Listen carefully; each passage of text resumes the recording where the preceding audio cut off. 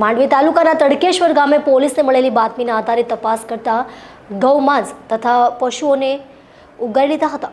નાના મોટા 10 પશુઓ તથા 450 કિલો ગૌમાંસ પોલીસે કબજે કર્યું છે। પોલીસ સૂત્રોના જણાવ્યા મુજબ વહેલી સવારે સ્થાનિક આઉટ પોલીસ સ્ટેશનના એએસઆઈ પેટ્રોલિંગમાં હતા। એ સમય દરમિયાન ખાનગી રાહે બાતમી મળેલ કે માંડવીના તડકેશ્વર ગામે નવી નગરી ફળિયામાં રહેતો મોહમ્મદ ઇકબાલ રાજા ઉંમર વર્ષ 52 નાઓ વ્યક્તિ પોતાના ઘરના વાડામાં પાછળના ભાગે ગૌવંશ વાછરડાઓને બાંધેલ છે અને એમાંથી કેટલાક વાછરડાઓને પોતાના ઘરમાં કટિંગ કરે છે એવી હકીકત મળતા સ્થાનિક પોલીસ ત્યાં સ્થળ ઉપર પહોંચી જઈ અને બાતમીવાળી જગ્યા ઉપર રેડ કરતા મોહમ્મદ ઇકબાલ રાજાના ઘરના પાછળના વાડાના ભાગેથી નાની મોટી વાછરડી 8 નંગ તથા વાછરડા નંગ 2ની કતલ થાય એ પહેલાં બચાવી લીધા હતા અને એ પશુઓને પાંજરાપોળ ખાતે મૂકવા માટેની તજવીજ હાથ ધરી હતી તથા 450 કિલો કટિંગ કરેલ ગૌમાંસ તથા એમાં વપરાતા સાધનો કબજે કરી ગુજરાત પ્રાણી અધિનિયમ મુજબ ગુનો નોંધી કાયદેસરની કાર્યવાહી હાથ ધરી હતી।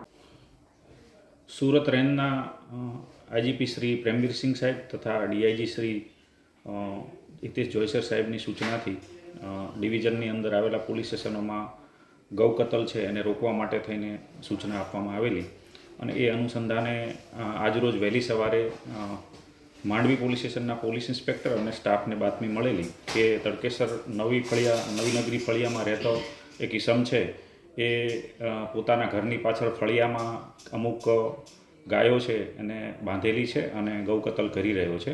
ए बातमी आधारे पोलीस छे एने टीम बनावी अने आजरोज तड़केश्वर खाते आ जे आरोपी छे मोहम्मद इकबाल राजा एना घरे रेड करता एना घरमांथी 450 किलो गौमांस अने एना घरनी पाछळ बांधेली कुल 8 वाछड़ीओ अने 2 वाछड़ाओ एम मळी कुल 10 गौवंश छे ए मળી આવેલ છે। સમયસર પોલીસ ત્યાં પહોંચી જતાં આ જે ગૌમાંસ છે એને બચાવી લેવામાં આવેલ છે। આજે એણે જે ગૌમાંસ જે કતલ કરીને ઘરમાં રાખેલું હતું એ પંચનામાની વિગતે કબજે કરવામાં આવેલી છે।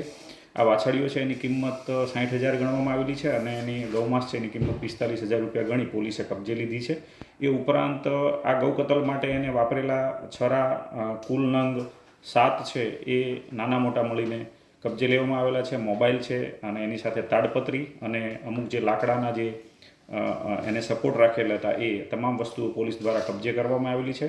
હાલ આ જે આરોપી છે એ પોલીસ કસ્ટડીમાં રાખી અને એની પૂછપરછ કરવામાં આવી રહી છે। આ ગૌ કતલ એને ગાયો છે ક્યાંથી મેળવી અને એને આ કતલ માટે એનો જે ગુનો છે એ આચરેલો છે એ દિશામાં તપાસ ચાલુ છે।